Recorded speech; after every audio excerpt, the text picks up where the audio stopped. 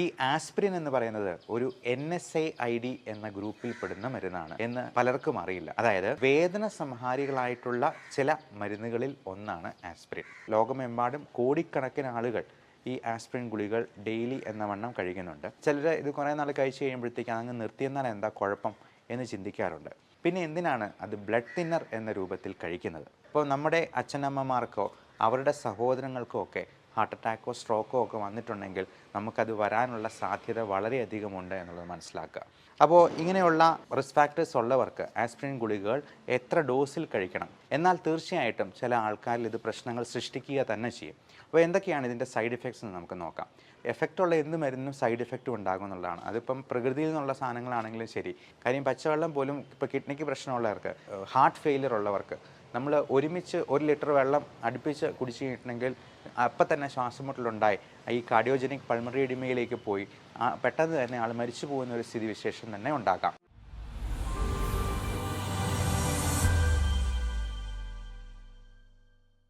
ഞാൻ ആദ്യം പറഞ്ഞതുപോലെ ആസ്പിരിൻ എന്നത് അസറ്റൈൽ സാലിസിലിക് ആസിഡ് എന്ന മോളിക്കുലാർ നെയിമിൽ ഉള്ള ഒരു മരുന്നിൻ്റെ കമ്പനി നാമമാണ് എന്ന് നമുക്ക് ലളിതമായിട്ട് പറയാം.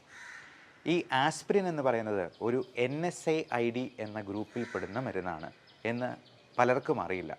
അതായത് non steroidal anti inflammatory drugs എന്ന ഗ്രൂപ്പിൽ പെടുന്ന വേദന സംഹാരികളായിട്ടുള്ള ചില മരുന്നുകളിൽ ഒന്നാണ് ആസ്പിരിൻ. സ്റ്റിറോയിഡ് അല്ലാത്ത നീർക്കെട്ട് കുറയ്ക്കുന്ന ആൻറ്റി ഇൻഫ്ലമേറ്ററി ആയിട്ടുള്ളതും പെയിൻ കുറയ്ക്കുന്നതായിട്ടും ഉള്ള ഒരു മരുന്നാണ് ഈ ആസ്പിരിൻ. പിന്നെ എന്തിനാണ് അത് ബ്ലഡ് തിന്നർ എന്ന രൂപത്തിൽ കഴിക്കുന്നത്? ഈ NSAID ഗ്രൂപ്പിൽ പെടുന്ന ഒരുപാട് മരുന്നുകളെ നമുക്ക് അറിവുള്ളതാണ്.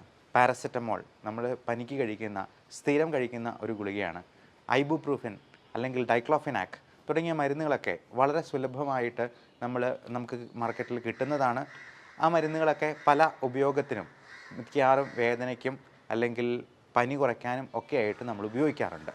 നീർക്കെട്ട് കുറയ്ക്കാനായിട്ടും ഈ മരുന്നുകൾ തന്നെ ധാരാളമാണ്. അപ്പോൾ ഈ മരുന്നുകൾ എങ്ങനെയാണ് ബ്ലഡ് തിന്നർ എന്നുള്ള ഗ്രഹത്തിലേക്ക് വരുന്നത്? ഈ മരുന്നുകളൊന്നുമല്ല, ആസ്പിരിൻ മാത്രമാണ് നമ്മൾ ഈ ഗ്രൂപ്പിൽ പെടുത്തിയിരിക്കുന്നത്. കാരണം അതിൻ്റെ ആൻറ്റി പ്ലേറ്റ്ലെറ്റ് പ്രോപ്പർട്ടിയാണ്. ഈ പ്ലേറ്റ്ലെറ്റ്സ് എന്ന് പറയുന്നത് നമ്മുടെ രക്തം കട്ട പിടിക്കാനായിട്ടുള്ള ബ്ലഡിലെ ഒരു പ്രത്യേകതരം ഫാക്ടേഴ്സാണ്. ഈ പ്ലേറ്റ്ലെറ്റിന് എതിരെ പ്രവർത്തിക്കുന്നത് കൊണ്ട് തന്നെ രക്തം പെട്ടെന്ന് കട്ട പിടിച്ച് പോകില്ല എന്നുള്ളതാണ് ആസ്പിരിൻ മരുന്നുകൾ കഴിക്കുന്നതുകൊണ്ടുള്ള ഗുണം. അപ്പോൾ ഈ ആസ്പിരിൻ മരുന്ന് കഴിക്കുമ്പോൾ അതോടൊപ്പം നമുക്ക് മനസ്സിലാവുന്നൊരു കാര്യമാണ്, ഒത്തിരി ബ്ലീഡിങ് ഉണ്ടാകാൻ സാധ്യതയുള്ള ആളുകൾ ആസ്പിരിൻ മരുന്നുകൾ സ്ഥിരം കഴിക്കരുത്. അത് എപ്പോഴൊക്കെയാണെന്ന് നമുക്ക് നോക്കാം. പലപ്പോഴും ഒരു ഡെൻ്റൽ പ്രൊസീജിയറിന് മുമ്പ്, പല്ല് പറിക്കുന്നതിന് മുമ്പ് ഈ ആസ്പിരിൻ ഗുളിക 5-6 ദിവസം നിർത്തിവെക്കാനായിട്ട് ഡോക്ടർ പറയുന്നത് ഇതുകൊണ്ടാണ്. അതേപോലെ തന്നെ ബ്ലീഡിങ്ങിന് സാധ്യതയുള്ള സർജറീസോ അല്ലെന്നുണ്ടെങ്കിൽ ഹെമറേജ് ഉണ്ടാകുന്ന ഏതെങ്കിലും ഒരു ആക്സിഡൻറ്റിലോ അപകടത്തിലോ പെട്ട് വന്നിരിക്കുന്ന ആളുകൾക്കും ആസ്പിരിൻ ഗുളിക നിർത്തിവെക്കാറുണ്ട്. ഈ ആസ്പിരിൻ്റെ കൂടെ തന്നെ ചിലപ്പോൾ ക്ലോപ്പിഡോഗ്രിൽ എന്നൊരു മരുന്നും, അത് ഡ്യുവൽ ആൻറ്റിപ്ലേറ്റ്ലെറ്റ് എന്നാണ് നമ്മളതിനെ പറയുക. അതോടൊപ്പം കൊളസ്ട്രോൾ ലോവറിംഗ് ആയിട്ടുള്ള സ്റ്റാറ്റിൻ ഗ്രൂപ്പിൽപ്പെടുന്ന ഏതെങ്കിലും ഒരു മരുന്നും, അട്രോസ്റ്റാറ്റിനോ റോസുവാസ്റ്റാറ്റിനോ ഒക്കെ നമ്മൾ ഇതിൻ്റെ കൂടെ കഴിക്കാൻ കൊടുക്കാറുണ്ട്. അത് എപ്പോഴാണ്? ഹാർട്ട് അറ്റാക്ക് വന്നിട്ടുള്ള ഒരാൾക്ക്, അല്ലെങ്കിൽ സ്ട്രോക്ക് വന്നിട്ടുള്ള ഒരാൾക്ക്, അല്ലെങ്കിൽ അതിനുള്ള സാധ്യത വളരെയധികം കൂടി നിൽക്കുന്ന ആളുകൾ. അപ്പോൾ ഇങ്ങനെയുള്ളവർക്കാണ് നമ്മൾ ഈ ആസ്പിരിൻ മരുന്നും പ്രധാനമായിട്ടും കൊടുക്കേണ്ടത് എന്ന് മനസ്സിലാക്കാം. അപ്പോൾ ഇങ്ങനെയുള്ള റിസ്ക് ഫാക്ടേഴ്സ് എന്തൊക്കെയാണ് എന്ന് നമ്മളൊന്ന് മനസ്സിലാക്കി വെച്ചിരിക്കണം. അതായത് ഹാർട്ട് അറ്റാക്ക് വരാൻ അല്ലെങ്കിൽ സ്ട്രോക്ക് വരാനുള്ള റിസ്ക് കൂടുതലുള്ള ആളുകൾ ആരൊക്കെയാണ് എന്ന് നമുക്ക് മനസ്സിലാക്കണം. ഈ ആസ്പിരിൻ്റെ ആക്ഷൻ ഹൃദയത്തിലല്ല എന്നുള്ളതാണ് ഇതിലേറ്റവും പ്രധാനപ്പെട്ട കാര്യം. ഈ ഹൃദയത്തിൽ അത് ആസ്പിരിൻ ഗുളിക ഒന്നും ചെയ്യുന്നില്ല. പകരം എവിടെയാണ് അതിൻ്റെ ആക്ഷൻ വരുന്നത്? നമ്മുടെ രക്തത്തിലാണ്, അല്ലെങ്കിൽ രക്തക്കുഴലുകളിലാണ്. കാരണം ഈ രക്തക്കുഴലുകളിൽ ചെറിയ എന്തെങ്കിലും പോറലുകൾ ഉണ്ടാകുമ്പോൾ എൻഡോത്തീലിയൽ ഡാമേജ് എന്ന് നമ്മളതിനെ വിളിക്കും. പ്രത്യേകിച്ചും കോവിഡ് പോലുള്ള ഇൻഫെക്ഷൻസ് കൊണ്ടോ മറ്റ് പല കാരണങ്ങൾ കൊണ്ടോ ഒക്കെ ചെറിയ അത്രോസ്ക്ലിറോസിസ്, നമ്മുടെ കൊളസ്ട്രോളിൻ്റെ കാൽസിഫിക്കേഷൻ കൊണ്ട്, അല്ലെങ്കിൽ ചുറ്റും ബ്ലഡ് വെസലിന് ചുറ്റും ചീത്ത കൊളസ്ട്രോൾ അടിഞ്ഞു കൂടുന്നത് കൊണ്ട് ഒക്കെ ഇതിൻ്റെ ആ ല്യൂമൻ ചെറുതായി വരികയും പിന്നീട് ഇതിൻ്റെ ചെറിയ പോറലുകളുണ്ടായി അവിടെ പ്ലേറ്റ്ലെറ്റ്സ് അടിഞ്ഞുകൂടി അവിടെ ക്ലോട്ട് ഫോം ചെയ്ത് ആ ക്ലോട്ട് വലുതായി ചിലപ്പോൾ അത് അങ്ങോട്ടും ഇങ്ങോട്ടും ട്രാൻസ്പോർട്ട് ചെയ്ത് ഒക്കെ അത് വലിയ ബ്ലോക്കിലോട്ട് വരുന്ന ഒരു സാഹചര്യം നമുക്ക് കാണാവുന്നതാണ്. ഇത് ഹാർട്ടിൻ്റെ അങ്ങോട്ട് പേശികൾക്ക് പമ്പ് ചെയ്യുന്ന ബ്ലഡ് കൊടുക്കുന്ന കൊറോണറി ആർട്ടറീസിൽ വരുമ്പോഴാണ് ഇത് കൊറോണറി ആർട്ടറി ഡിസീസ് CAD എന്ന നാമത്തിൽ അത് അറിയപ്പെടുന്നത്. അത് ഫുള്ളായി ബ്ലോക്കായി കഴിയുമ്പോൾ നമുക്കറിയാം 50% ബ്ലോക്ക്, 60-70 എന്നൊക്കെ പറഞ്ഞ് ചിലപ്പോൾ നമ്മൾ ആൻജിയോഗ്രാം ചെയ്ത് കഴിഞ്ഞിട്ട് എൻ്റെ റിപ്പോർട്ടിൽ നമ്മൾ കാണാറുണ്ട്. അത് 100% ബ്ലോക്ക് ആകുമ്പോൾ ഈ കൊറോണറി ആർട്ടറീസിലൂടെ ഒട്ടും ബ്ലഡ് പോകാതെ വരാം. അത് 2 കൊറോണറി ആർട്ടറീസ് ഉണ്ട്, റൈറ്റ് ആൻഡ് ലെഫ്റ്റ്. അത് ഹൃദയത്തിൻ്റെ ആ സർഫസിലൂടെ ആ ഒരു ഗ്രൂവിലൂടെ പോകുന്ന, ഡിവൈഡ് ചെയ്ത് പോകുന്ന കുറച്ച് ധമനികളാണ്.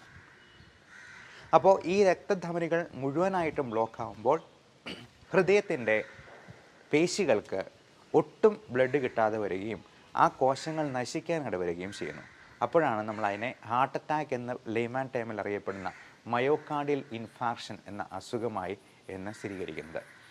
ഇങ്ങനെ മയോകാർഡിയൽ ഇൻഫാർക്ഷൻ സംഭവിച്ചു കഴിഞ്ഞെന്നാൽ, അതായത് ഹൃദയത്തിൻ്റെ കോശങ്ങൾ മുഴുവനായിട്ടും നശിച്ചു പോയി കഴിഞ്ഞാൽ അത് ഒരിക്കലും നമുക്ക് തിരിച്ചെടുക്കാൻ പറ്റാത്ത പോലെ ഒരു ഡാമേജായി തീരും. അതിനുശേഷം ഹൃദയം നല്ല രീതിയിൽ സ്പന്ദിക്കുക പോലുമില്ല എന്ന് പറയാം. നമുക്ക് പലപ്പോഴും അറിയാം, അറ്റാക്ക് വന്നിട്ടുള്ളവരുടെ എക്കോ ചെയ്ത് റിപ്പോർട്ട് കാണുമ്പോഴേക്കും നമുക്ക് കാണാറുണ്ടത് regional wall abnormality, motion abnormality എന്ന്. അതായത് ഹൃദയം നേരെ നടന്നു പോകുന്ന ഒരാൾ മുടന്തി നടക്കുന്നത് പോലെ ഹൃദയത്തിൻ്റെ സ്പന്ദനത്തിലും ആ പേശികളുടെ ചലനത്തിലുമൊക്കെ അത്രയധികം ഒരു ഡിസ്ഫങ്ഷൻ ഉണ്ടാകുന്നു എന്നുള്ളത് അർത്ഥം. മാത്രമല്ല, അത് ഒത്തിരി പേശികളിലേക്ക് ഈ പറയുന്ന ഡാമേജ് വന്നു കഴിഞ്ഞാൽ ചിലപ്പോൾ ഹാർട്ട് ഫെയിലിയർ ആവാം. മാത്രമല്ല, അതുകൊണ്ട് ആൾ മരണമടയുക വരെ സംഭവിക്കാം. ഈ ഹൃദയം എന്ന് പറയുന്നത് നമ്മുടെ രക്തം എല്ലായിടത്തും പമ്പ് ചെയ്തെത്തിക്കുന്ന ഒരു ഓർഗനാണ്. ഈ രക്തത്തിൽ ശ്വാസം നന്നായിട്ട് ലയിപ്പിക്കുക എന്നുള്ളതാണ് ശ്വാസകോശത്തിൻ്റെ കടമ. ഈ ഓക്സിജൻ സന്നിവേശിപ്പിച്ച് അതിലേക്ക് കാർബൺ ഡൈ ഓക്സൈഡിനെ പുറന്തള്ളുക. ഹൃദയം ഫെയിലിയർ ആവുന്നതോടുകൂടി ശ്വാസകോശത്തിനെയും അത് ബാധിക്കും. അങ്ങനെ ശ്വാസകോശത്തിലും നീർക്കെട്ടുണ്ടാകാം. പൾമണറി എഡിമ എന്ന് നമ്മൾ അതിനെ പറയും. കാർഡിയോജനിക് പൾമണറി എഡിമയാണ് ഇങ്ങനെ ഇത്തരത്തിലുണ്ടാകുന്നത്.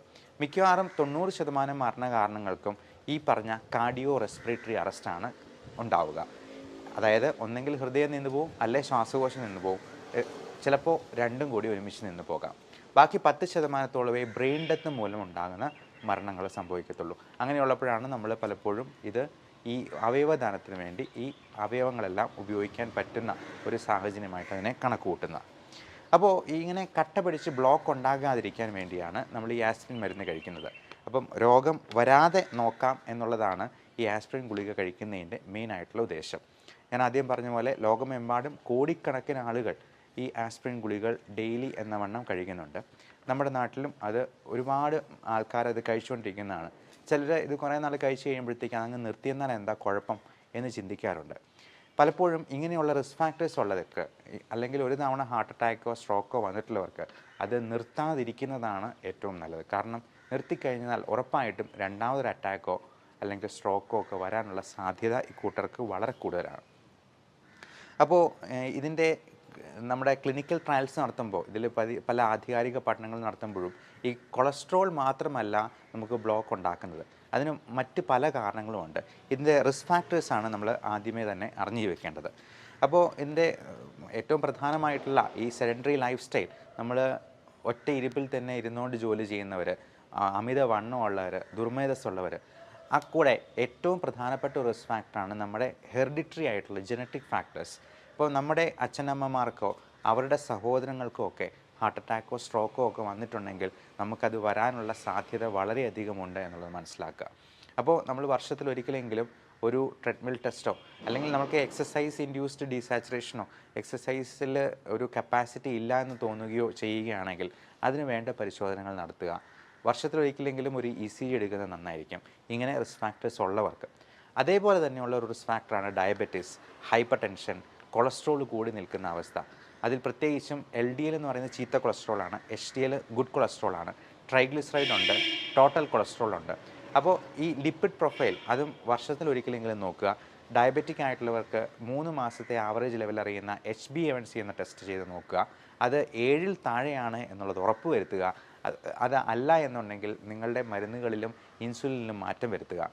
BP ഉള്ളവർ, ഹൈപ്പർ ടെൻഷൻ ഉള്ളവർ അത് BPക്ക് വേണ്ടി വന്നാൽ മരുന്നും കഴിച്ച് കൃത്യമായിട്ടുള്ള അളവിൽ നിൽക്കുക. കാരണം ഇതൊക്കെ എപ്പോൾ വേണമെങ്കിലും നമുക്ക് ഈ ഹാർട്ട് അറ്റാക്കും സ്ട്രോക്കും പോലുള്ള പ്രശ്നങ്ങൾ സൃഷ്ടിക്കാനായിട്ട് പ്രാപ്തരായ വില്ലന്മാരാണ് എന്ന് നമ്മൾ മനസ്സിലാക്കുക. ഇനി ഹാർട്ട് ബ്ലോക്ക് എന്താണ് എന്ന് പലരും സംശയം ചോദിക്കാറുണ്ട്. ഈ ഹാർട്ട് ബ്ലോക്ക് എന്ന് പറയുന്നത് ഈ ബ്ലഡ് വെസലിലെ ബ്ലോക്ക് കൊണ്ടുണ്ടാകുന്ന ഹാർട്ട് അറ്റാക്കിൽ നിന്ന് വിഭിന്നമാണ് എന്നുള്ളത് മനസ്സിലാക്കുക. കാരണം ഈ ഹാർട്ട് ബ്ലോക്ക് എന്ന് പറയുന്നത് നമ്മുടെ ഹൃദയത്തിലുള്ള ഇലക്ട്രിക് ഇമ്പൾസസിൻ്റെ ട്രാൻസ്മിഷനിൽ വരുന്ന എന്തെങ്കിലും അപാകതകൾ നിമിത്തം വരുന്നതാണ്. കാരണം ഈ ഇലക്ട്രിക്കൽ ഇമ്പൾസസ് നമുക്ക് കയ്യും കാലും ഒക്കെ അനക്കണമെന്നുണ്ടെങ്കിൽ നമ്മുടെ ബ്രെയിനിൽ നിന്ന് ഇമ്പൾസ് കൊടുത്താണ് അത് സംഭവിക്കുക. എന്നാൽ ഹാർട്ടിൻ്റെ സ്പന്ദനം അത് അതിൻ്റെ ഉള്ളിൽ തന്നെ എസ് എ നോഡും എ വി നോഡും ബണ്ടിൽ ഓഫ് ഹിസ്സും ഒക്കെ ഉണ്ട്. അപ്പം ആ ശാഖകളിലൂടെ ഉള്ള ഇലക്ട്രിക് ഇമ്പൾസസിലുള്ള ട്രാൻസ്മിഷനിൽ എന്തെങ്കിലും അപാകതകൾ അല്ലെങ്കിൽ തടസ്സം നേരിട്ടെന്നാൽ ഹൃദയത്തിൻ്റെ സ്പന്ദനത്തിൻ്റെ താളക്രമം അത് തെറ്റിപ്പോകും. അപ്പോൾ ഇങ്ങനെ താളക്രമം തെറ്റിപ്പോകുന്ന അവസ്ഥകളെയാണ് പല രീതിയിലുള്ള ഹാർട്ട് ബ്ലോക്കായിട്ട് നമ്മൾ തരംതിരിക്കാറുള്ളത്. അപ്പോൾ ചിലപ്പോൾ അങ്ങനെയുള്ള അവസ്ഥകൾ അത് വളരെ കൂടുതലായിട്ട് വന്നാൽ പേസ് മേക്കർ പോലുള്ള കാര്യങ്ങളിലേക്ക് നമ്മൾ ചിന്തിക്കേണ്ടതായിട്ട് വരും. ആർട്ടിഫിഷ്യൽ പേസ് മേക്കർ വെച്ചുപിടിപ്പിക്കുന്നത് നിങ്ങൾ പലരും കണ്ടിട്ടുണ്ടാകാം. അപ്പോൾ ഇങ്ങനെയുള്ള ഹൃദയത്തിൻ്റെ പ്രശ്നങ്ങളെ നമ്മൾ തിരിച്ചറിയുക, അങ്ങനെയുള്ള റിസ്ക് ഫാക്ടേഴ്സിന് നേരത്തെ തന്നെ കണ്ട് അത് അവോയ്ഡ് ചെയ്യുക. അപ്പോൾ ഇങ്ങനെയുള്ള ഈ റിസ്ക് ഫാക്ടേഴ്സ് ഉള്ളവർക്ക് ആസ്പിരിൻ ഗുളികകൾ എത്ര ഡോസിൽ കഴിക്കണം? പലപ്പോഴും ഈ ഹാർട്ട് അറ്റാക്ക് ഉണ്ടാകുമ്പോഴത്തേക്കും നമ്മളതിന് ലോഡിംഗ് ഡോസ് എന്ന് പറഞ്ഞതുണ്ട്. അതായത് ഹാർട്ട് അറ്റാക്കായിട്ട് വന്നിരിക്കുന്ന ഒരാൾക്ക് ലോഡിംഗ് ഡോസായിട്ട് 300 മില്ലിഗ്രാം വരെ നമ്മൾ എക്കോസ്പ്രിനും ക്ലോപ്പിഡോഗ്രിലും അതുപോലെ ചിലപ്പോൾ അട്രോസ്റ്റാറ്റിൻ 80 മില്ലിഗ്രാം വരെ കൊടുക്കാറുണ്ട് എന്നുള്ളത് മനസ്സിലാക്കുക. ഈ അട്രോസ്റ്റാറ്റിൻ കഴിച്ചെന്നാൽ ഷുഗർ വരുമോ എന്ന് പലരും ചോദിക്കാറുണ്ട്. നമ്മൾ ഡെയിലി മെയിൻറ്റെയിൻ ചെയ്യുന്ന 10 മില്ലിഗ്രാം കഴിച്ചുകൊണ്ടിരുന്നാൽ ഷുഗർ വരത്തില്ല. പക്ഷേ ഇതുപോലെ ഇങ്ങനെ 80 മില്ലിഗ്രാമിലൊക്കെ തുടങ്ങി അത് 40 മില്ലിഗ്രാം ആക്കി മെയിൻറ്റെയിൻ ചെയ്യുമ്പോൾ ചിലപ്പോൾ ഷുഗർ വരാം. അതുകൊണ്ട് നേരത്തെ തന്നെ നമ്മളിത് തിരിച്ചറിഞ്ഞ് അതിന് മെയിൻ്റനൻസ് ഡോസിൽ തുടക്കത്തിലെ മുള്ളുകൊണ്ട് എടുക്കാവുന്നത് അവസാനം തൂമ്പുകൊണ്ട് എടുത്താലും പോകത്തില്ല, അതിൻ്റെ കൂടെ വേറെ കോംപ്ലിക്കേഷൻസും കൂടെ വരും എന്നുള്ള സാഹചര്യത്തിലേക്ക് എത്തുന്നതിന് മുൻപ് തന്നെ നമ്മൾ അതിനെ കണ്ടറിഞ്ഞ് ഈ റിസ്ക് ഫാക്ടേഴ്സ് ഉള്ളവർക്ക് മാത്രമാണ്. എല്ലാവരും ചുമ്മാ മരുന്ന് കഴിക്കുന്നത് ശരിയല്ല, അതിനെക്കുറിച്ച് നമ്മളിപ്പോൾ പറയുന്നുണ്ട്. പിന്നെ ഈ എക്കോസ്പ്രിൻ മരുന്ന് കഴിക്കുന്നത്, ആസ്പിരിൻ ഗുളിക കഴിക്കുന്നത് എപ്പോഴും ആഫ്റ്റർ ഫുഡാണ് നല്ലത്. ഇതിൻ്റെ മെയിൻ്റനൻസ് ഡോസ് എന്ന് പറയുന്നത് ഏകദേശം 75 മില്ലിഗ്രാം പെർ ഡേ ആണ് ഒരു അഡൾട്ടിന് വരുന്നത്. ഒരിക്കൽ എൻ്റെ മകനാണെങ്കിലും എക്കോസ്പ്രിൻ്റെ ഒരു ഗുളിക എൻ്റെ ഫാദർ കഴിക്കാൻ വെച്ചിരുന്നൊരു ഗുളിക അബദ്ധത്തിൽ അവൻ കഴിക്കുകയും 5 വയസ്സുകാരനാണ്. അപ്പോൾ നമ്മൾ ഹോസ്പിറ്റലിൽ പീഡിയാട്രീഷ്യൻ്റെ അടുത്ത് വിളിച്ച് സംസാരിച്ചു. അപ്പം നമ്മൾ മനസ്സിലാക്കേണ്ട കാര്യം കൊച്ചു കുട്ടികൾക്ക് പോലും എക്കോസ്പ്രിൻ ചില അസുഖങ്ങളിൽ കൊടുക്കുന്നതാണ്. അതുകൊണ്ട് തന്നെ ഒരു ഗുളിക അകത്ത് പോയി എന്ന് പറഞ്ഞാൽ ഒരു പ്രശ്നവും ഉണ്ടാക്കത്തില്ല, അങ്ങനെ പേടിക്കാനും ഒന്നും ഉണ്ടായില്ല. അവന് ഒരു കുഴപ്പമില്ലാതെ തുള്ളിച്ചാടി നടക്കുക തന്നെ ചെയ്തു. അപ്പോൾ ഈ എക്കോസ്പ്രിൻ മരുന്ന് ഈ പറയുന്ന പോലെ വലിയ പ്രശ്നങ്ങൾ ഉണ്ടാക്കുന്നതാണ് എന്നൊരു ധാരണ വേണ്ട. എന്നാൽ തീർച്ചയായിട്ടും ചില ആൾക്കാരിൽ ഇത് പ്രശ്നങ്ങൾ സൃഷ്ടിക്കുക തന്നെ ചെയ്യും. അപ്പോൾ എന്തൊക്കെയാണ് ഇതിൻ്റെ സൈഡ് ഇഫക്ട്സ് എന്ന് നമുക്ക് നോക്കാം. നമ്മൾ ഫുഡിന് ശേഷം കഴിക്കാൻ പറയുന്നത് തന്നെ ഇതിൻ്റെ ഒരു സൈഡ് ഇഫക്റ്റ് ആയിട്ടുള്ള ഗ്യാസ്ട്രൈറ്റിസ് ഒഴിവാക്കാൻ വേണ്ടി തന്നെയാണ്. പലപ്പോഴും വയറെരിച്ചിൽ, ഛർദി, ബ്ലീഡിങ് ഡിസോർഡേഴ്സ്, ഇപ്പോൾ അൾസറൊക്കെ ഉള്ളവർക്കാണെന്നുണ്ടെങ്കിൽ ഗ്യാസ്ട്രോ റെസിസ്റ്റൻ്റ് ആയിട്ടുള്ള എക്കോസ്പ്രിൻ ടാബ്ലറ്റ്സാണ് നമ്മൾ കൊടുക്കുക.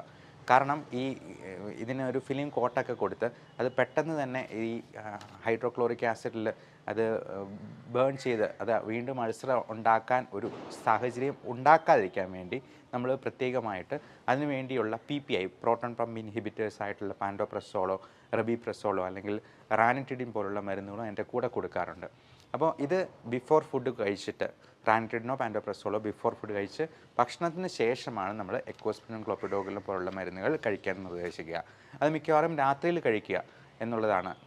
സ്റ്റാറ്റിൻസും അതുപോലെ രാത്രിയിൽ കഴിക്കാനായിട്ടാണ് ഡോക്ടർ മിക്കവാറും നിർദ്ദേശിക്കുക. അതേപോലെ തന്നെ ഈ ബ്ലീഡിങ് ഡിസോർഡേഴ്സ് ഉണ്ടാകാം.